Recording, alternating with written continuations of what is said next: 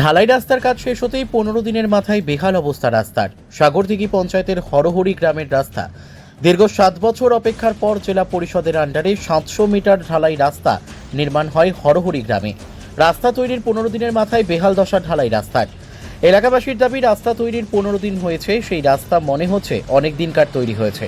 রাস্তার উপরের শুধু পাথর দেখা যাচ্ছে, সিমেন্টের বিন্দুমাত্র ব্যবহার হয়নি বলে মনে হচ্ছে রাস্তা দেখেই।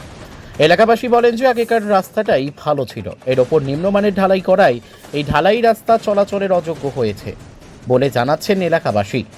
সাগরদিঘি জেলা পরিষদের আন্ডারে 700 মিটার রাস্তায় বরাদ্দ হয়েছিল 14 লাখ টাকা। এলাকাবাসীর দাবি, এই রাস্তাতেই 4 লাখ টাকাও খরচ করা হয়নি।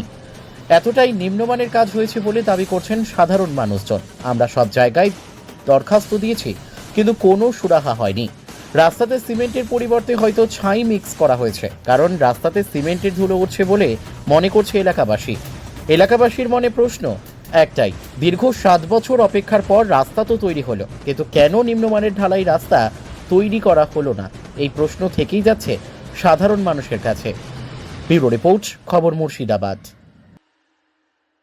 আগে ভালো ছিল, এবার বেকার রাস্তা করেছে। আমরা বাড়ি ঘরে টিকতে পারি না, এত সিমেন্ট উঠছে, একটু কোনো ভালো করেনি রাস্তা। না, একটু পাথর উঠছে, বালি উঠছে। আগের রাস্তায় ভালো ছিল আমাদের, এই রাস্তা একবারে বেকার।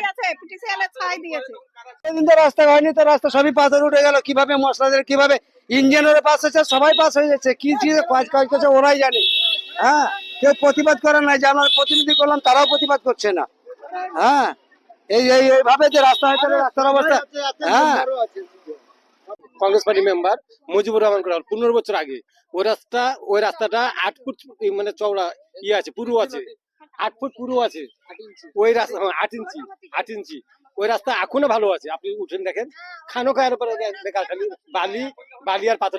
এখন কার দ্বারা কাজটা হয়েছে? আর যারা এখন যারা হচ্ছে কন্ট্রাক্টর, শুনলাম মণিগ্রামের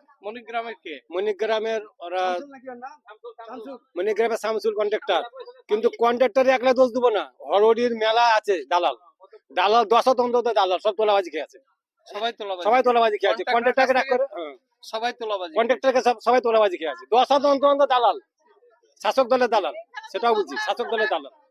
সংঘ 710 মিটার, টোটাল বাজেট এসে 23,15,973 টাকা। লেস ছিল 24%, 24.99%। বিল হয়েছে 17,37,211 টাকা। তাতে জিএসটি পাস ছিল 18%। Total bill